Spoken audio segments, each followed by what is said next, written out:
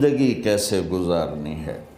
میرے نبی کی زندگی کا دوسرا رخ کہ بطور انسان زندگی کیسے گزارنی ہے، مرد عورت ہے زندگی کیسے گزارنی ہے۔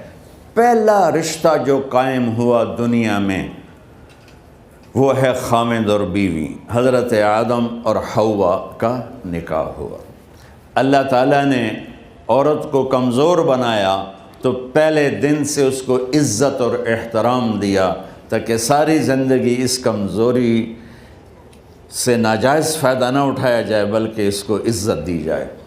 کہ آدم علیہ السلام کے لیے مٹی اکٹھی کی، پانی ڈالا، گوندھا اور ایک اسٹیچو بنایا اور ڈال دیا۔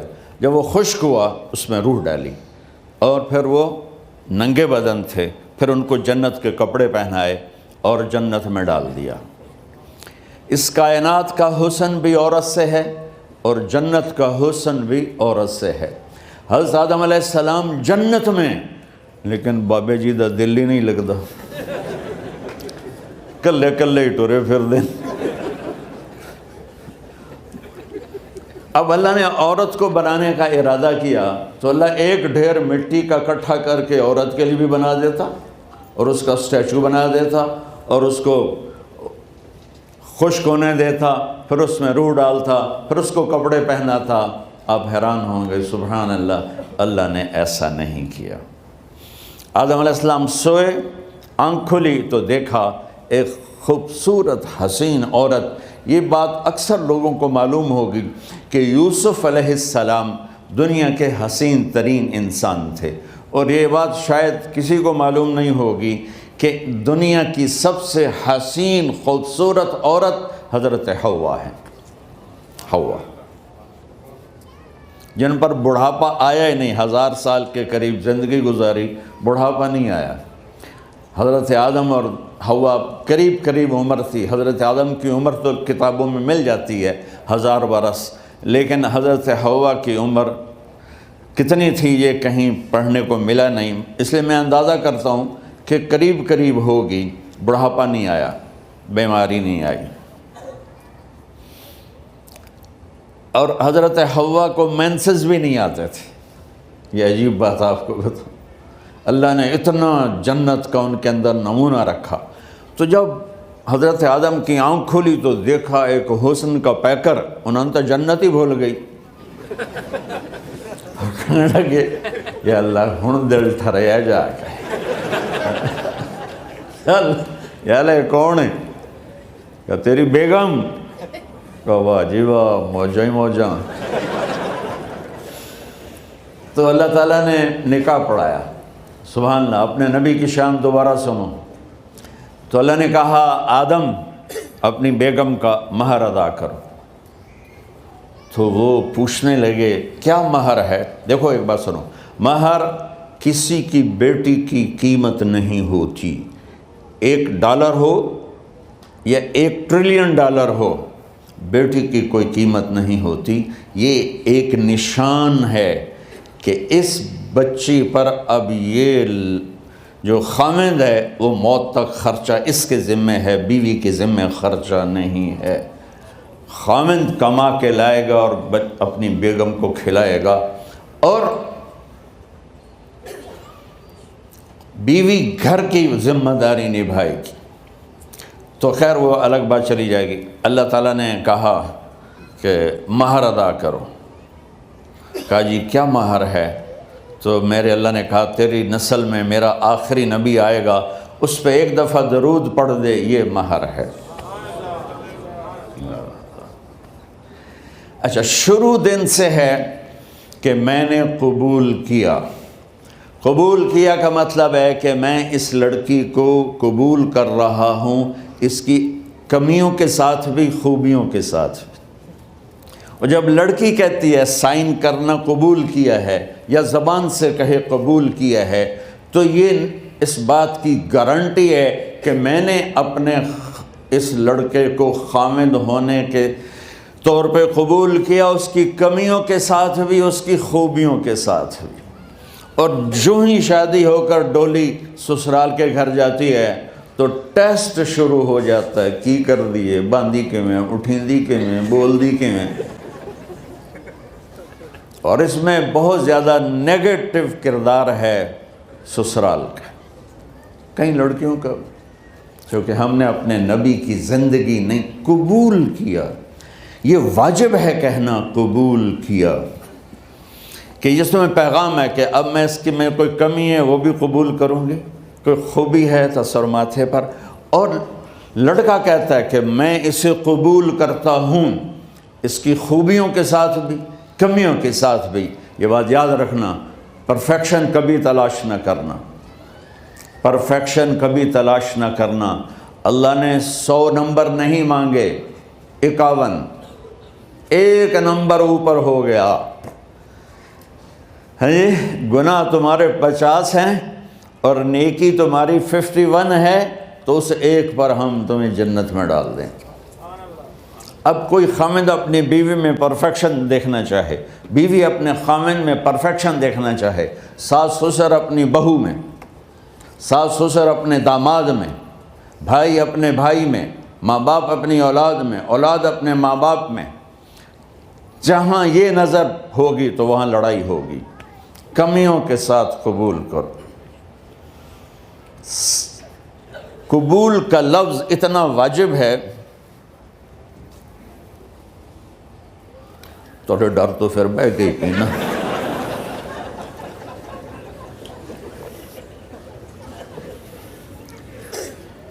قبول کا لفظ اتنا ضروری ہے کہ اس کے بغیر نکاح ہی نہیں ہوتا. میں یہ کئی جگہ لطیفہ سنا چکا ہوں, اور واقعی قصہ بھی ہے, ایسے لطیفہ نہیں ہے. میرے دوست ہیں, ذمہ دار ہیں اچھے, تو ان کے گاؤں کا ایک بچہ چھوٹی عمر میں بسوں پہ جا کے نا وہ جاب پہ لگ گیا. تو اس کا کام ہوتا ہے بس کو صاف کرنا, ڈرائیور کو چائے پلانا, اور جہاں کہیں رش ہو تو اس کو ڈائریکشن دینا, استاد جی کٹ لو, استاد جی آن دیو, استاد جی جان دیو. تو یہ اس کا محاورہ بن جاتا ہے. اب اس کا نکاح ہوا تو مولانا صاحب نے کہا بھائی عبد الرحمن, میں فرضی نام لے رہا ہوں, نام مجھے اس کا یاد نہیں, عبد الرحمن زینب بنت اسلم نو تیرے نکاح دیتا 500 مہر تو قبول کیتا. تھوڑی دیر سوچ کے کہندا جی آن دیو.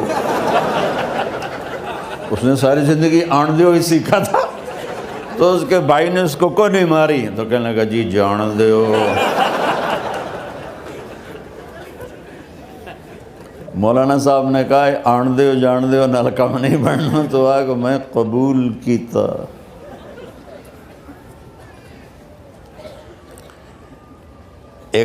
یہ بھی صحیح واقعہ سنا رہا ہوں. ایک نوجوان نے بیوی کو 3 طلاق دے دی کٹھی. اب ہو گیا پریشان, مولانا صاحب کے پاس گیا, کوئی میرے جیسا ہوگا. مولانا صاحب 3 طلاق دے بیٹھا, کوئی مسئلہ کا حرام. کہا جی کوئی رستہ حرام, کوئی گنجائش حرام. اس نے جیب سے موٹا سا لفافہ نکالا اور مولانا کے جا نماز کے نیچے ڈال دیا. کہ مولانا صاحب کوئی گنجائش, کہ ہن تو سوچنا ہی پوے. کی آکھیا یہ تو اپنی بیگم نو؟ اس آکھیا جی میں آکھیا ہی 3 طلاق. اس آکھیا مبارک ہوئے طلاق نہیں ہوئی. میں آکھیا جی او کیویں؟ آکھے او جڑا یہ طلاق ہے عربی دا لفظ, اس سے چاکھنا پمدا ہے طلاق.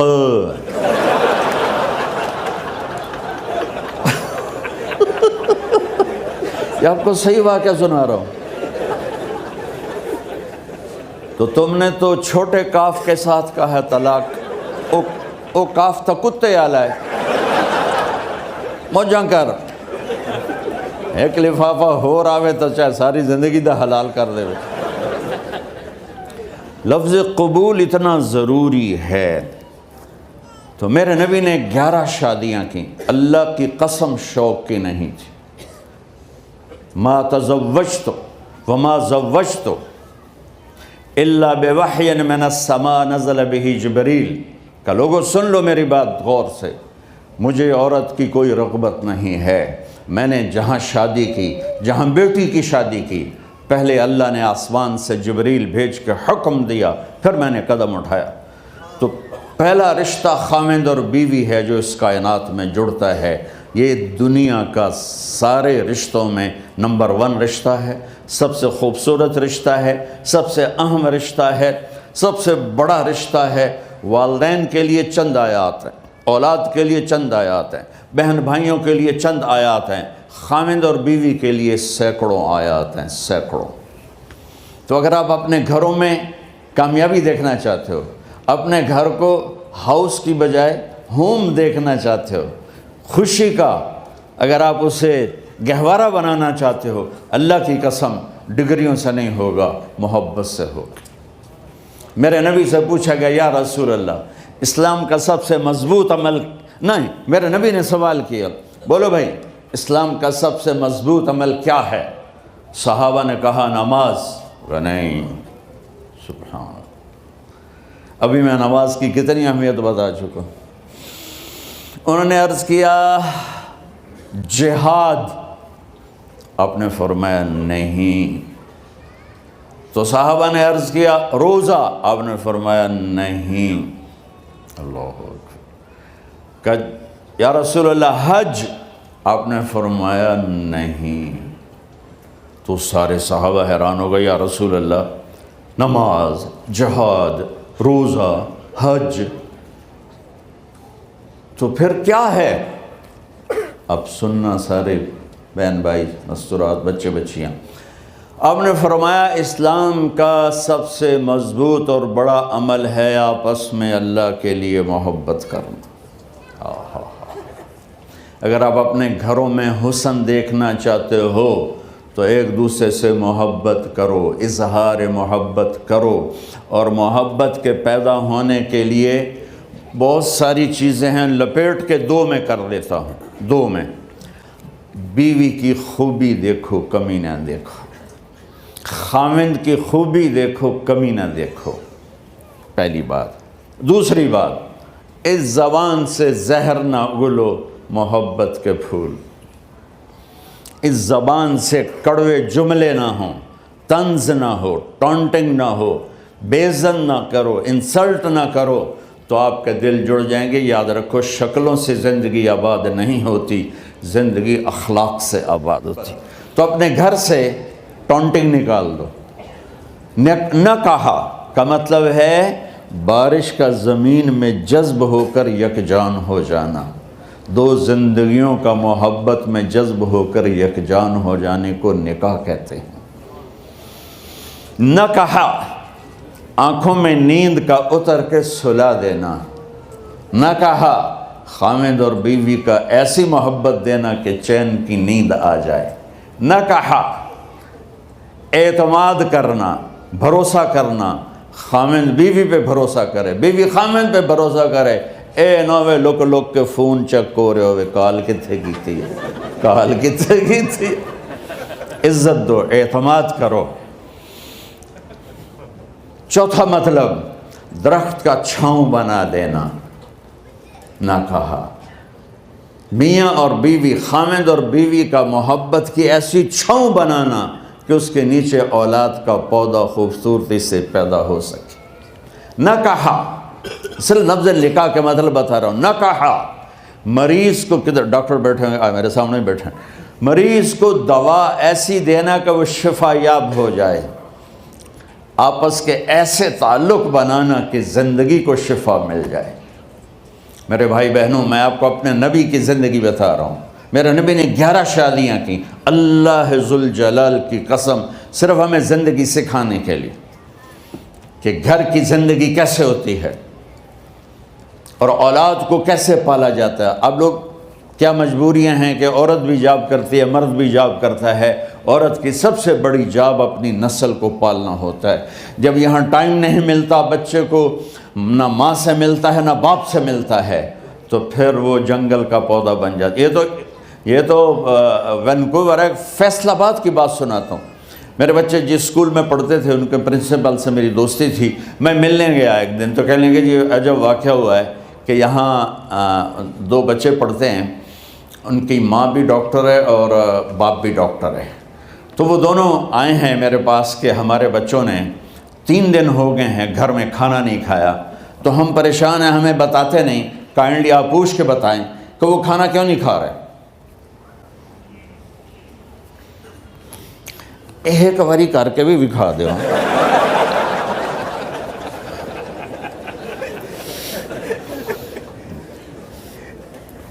ہمارا دین اتنا خشک نہیں، ہمارے مولوی صاحبان نے زیادہ خشک بنا دیا. تو انہوں نے دونوں بچوں کو بلایا. سننا، سارے فیملیز بیٹھے ہو جہاں میں فیملی کی زندگی کو فوکس کر کے نبی سے جوڑ کے بتا رہا ہوں، طارق جمیل کے تجربے نہیں بتا رہا. دونوں بچوں کو بلایا. بیٹا آپ کھانے کو نہیں کھا رہے؟ کہا جی ہم اپنے ممی اور بابا کے سامنے نہیں بتائیں گے. تو انہوں نے دونوں کو باہر بٹھا دیا. پھر پوچھا اب بتاؤ کیا مسئلہ ہے؟ ان کا سر ہم صبح جب ناشتہ کرتے ہیں تو ہمارے ممی ڈیڈی سو رہے ہوتے ہیں، ہماری ان سے ملاقات نہیں ہوتی. جب ہم اسکول سے واپس آتے ہیں تو ممی ڈیڈی اپنے میڈیکل کالج میں ہوتے ہیں، ہاسپٹل میں ہوتے ہیں، تو ہمیں ان کو دیکھنے کا موقع نہیں ملتا. شام کو جب ہم کھانا کھاتے ہیں تو یہ دونوں اپنے پرائیویٹ کلینک میں ہوتے ہیں، تو ہم ان کو دیکھ نہیں پاتے. پورا ہفتہ گزر جاتا ہے، ہمیں ماں باپ کی شکل نظر نہیں آتی. تو ہم نے سٹرائک کی ہے کہ ایسے ماں باپ کی روٹی کیا کھانی جو اپنی شکل بھی نہ دکھا سکیں. تو اس لیے ہم نے کہا ہم نے بائیکاٹ کیا ہے، گھر میں نہیں کھانا ہے. تو ایسی لائف مت بناؤ. یہاں ایک بہت بڑا چکر شیطان دیتا ہے، بڑی گاڑی لے لو، $100 کی قسط تو ہے، اور بڑا گھر لے لو، $200 یا $100 کی قسط تو ہے. پھر میاں بھی کام کرے، بیوی بھی کام کرے، جو کہ بڑا گھر باقی رہے، تو خوشیاں تو مٹ گئیں. جو ڈبل جاب کرے گا، پھر ڈبل جاب کرتے ہیں. ڈبل جاب کرنے والا بیچارہ تھکا ہوا ذہن لے کے آتا ہے، وہ کیسے ٹائم دے گا اپنے بچوں کو خوشی کے ساتھ؟ جو ماں جاب کر کے آئے گی پھر کھانا پکائے گی، وہ جب اتنی تھک جائے گی تو اپنے بچوں کو کھلا ٹائم کیسے دے سکے گی؟ پوری کائنات کی ذمہ داری تھی میرے نبی کے سر پر، اور آپ اس کے باوجود روزانہ حسن حسین کے لیے وقت نکالتے تھے. اور انہوں کو آ کر کوئی لیکچر نہیں. دیکھو ماں باپ سے ایک بات کرتا ہوں، لیکچر تھوڑا دو، محبت زیادہ کرو. یہ نہ کرو، یہ کیوں کیا، یہ کرو، یہ کرو، یہ چھوڑ کر صرف سینے سے لگاؤ، صرف محبت دو. کمیوں سمیت بچوں کو قبول کرو، ان کی زندگی تبدیل ہو جائے گی. اتنے بڑے نبی، اتنی بڑی ذمہ داری، اور اتنا درد سینے میں کہ آپ کے سینے سے ایسے ابلنے کی آواز آتی تھی جیسے ہانڈی ابلتی ہے. اس کے باوجود آپ روزانہ کہتے ہیں این اللقا، میرے شرارتی بچے کدھر ہیں؟ تو وہ بھاگے بھاگے آتے. دیکھو میں فزیکل کر کے بتاؤں گا تاکہ آپ کو پتہ چلے زندگی کیسے گزاری. کہ میرے شرارتی بچے کدھر ہیں؟ 7 بر اعظم کی ذمہ داری ہے. اور تھوڑی چھوٹیاں جابن تو تسی کہتے ہو بزی بڑے ہیں. میرے نبی پہ 7 بر اعظم کے انسانوں کی ذمہ داری ہے، اور آخری آنے والے انسان تک کی ذمہ داری ہے. اس سے بڑی جاب کس کی ہوگی کائنات میں؟ اور پھر آپ روزانہ آتے ہیں این اللقا، میرے شرارتی بچے کدھر ہیں؟ تو حسن حسین بھاگے بھاگے آتے. آپ ان کے لیے یوں ہو جاتے تھے، آؤ بھائی میری کمر پہ چڑھ جاؤ. اپنے نبی کی عظمت کو جانو کہ انہوں نے زندگی کیسے سکھائی. چاند کے 2 ٹکڑے کر دینا کوئی معمولی بات ہے، آسمان چیر کے چلے جانا معمولی بات ہے، ایک زندگی سکھا کے جانا سب سے بڑی بات ہے. کتنی اولادیں برباد ہو گئی ماں باپ کی وجہ سے، کتنے گھر اجڑ گئے ساس سسر کی وجہ سے، کتنے گھر اجڑ گئے لڑکی کے بدتمیز ہونے کی وجہ سے، کتنے گھر اجڑ گئے لڑکے کے شرابی اور باہر کی گندگی کی وجہ سے. زندگی سیکھو. یہ اتنے بڑے نبی ہو کر آپ یوں ہو رہے ہیں جیسے میں نے آپ کو کر کے دکھایا. دونوں کو اوپر بٹھا لیتے اور کمرے میں چکر لگاتے تھے، پھر یوں کر کے پوچھتے تمہارا اونٹ کیسا ہے؟ پھر دونوں کو اتار دیتے اور اپنی نواسی زینب، جن کو حضرت علی کی وراثت ملی کس کی؟ علم کی، فصاحت اور بلاغت کی۔ ان کو کمر پہ بٹھا لیتے اور اکیلی زینب کو پورے گھر میں چکر لگواتے تھے۔ اور بھی دکھ ہیں زمانے میں محبت کے سوا، راحتیں اور بھی ہیں وصل کی راحت کے سوا، کیا صرف کمانا ہی کام ہے؟ ادھار کی زندگی سے بچو، خوش و خرم رہو۔ اس کو قسط دینی ہے، یہ قسط دینی ہے، یہ قسط دینی ہے، یہ دینی ہے، سر میں درد نہیں ہوگا تو اور کیا ہوگا؟ تو آپ اتنے بڑے عظیم ہو کر وقت نکال رہے ہیں۔ اور حضرت ابو ہریرہ فرماتے ہیں میری آنکھوں نے دیکھنا سارے کہ آپ نے کبھی حسن کبھی حسین یہاں جیسے مائیں کرتی ہیں ادھر کھڑا کیا ہوا ہے اور جھولا جھلا رہے ہیں ایسے، اور ان کے دونوں ہاتھ پکڑ کر کہہ رہے ہیں آ جاؤ اوپر، آ جاؤ اوپر، آ جاؤ، آگے پہاڑی ہے، اوپر آ جاؤ، آگے پہاڑی ہے۔ تو ایسے ایسے آتے اور اوپر آؤ، وہ یہاں آ جاتے، آگے آؤ، وہ یہاں آ جاتے، آگے آؤ، وہ یہاں آ جاتے، تو پھر آپ یوں ہو جاتے، آگے آؤ، تو چڑھتے چڑھتے یہاں آ جاتے، یہاں وہ یہاں آ جاتے، تو آپ ان کے ہاتھ فکس کر کے آگے بڑھ کر ان کے ہونٹوں کا بوسہ لیتے اور کہتے یا اللہ میں ان سے پیار کرتا ہوں، تو بھی ان سے پیار فرما۔ بھائیو اللہ کی قسم، پیسے سونے چاندی سے زندگی میں خوبصورتی نہیں آتی، نبی کی غلامی سے زندگی میں خوبصورتی آتی ہے۔ اتنے بڑے نبی ہیں اور حضرت عائشہ سے کہہ رہے ہیں دوڑ لگائیں۔ یہاں کسی مولانا سے پوچھو اپنی بیوی سے کبھی کہا اس نے کہ دوڑ لگائیں؟ الٹا سوٹا لے آتے کھلو جاوے گا۔ عائشہ دوڑ لگائیں، اور واپسی کہاں سے ہو رہی ہے؟ دوڑ کہاں لگ رہی؟ جہاد کے سفر سے واپسی ہو رہی۔ اور آپ نے اپنے صحابہ سے کہا سب آگے چلے جاؤ۔ جب سارے آگے چلے گئے اور کوئی نظر نہیں آ رہا تو آپ نے کہا عائشہ آؤ دوڑ لگائیں۔ تو حضرت عائشہ کہتی ہم نے دوڑ لگائی تو میں آگے نکل گئی لیکن ابھی پیچھے رہ گئے۔ کچھ سال گزرے تو پھر ہم سفر سے واپس آ رہے تھے تو آپ نے صحابہ سے فرمایا سب آگے چلے جاؤ، چلے گئے۔ آپ نے کہا عائشہ دوڑ لگائیں؟ جی لگائیں۔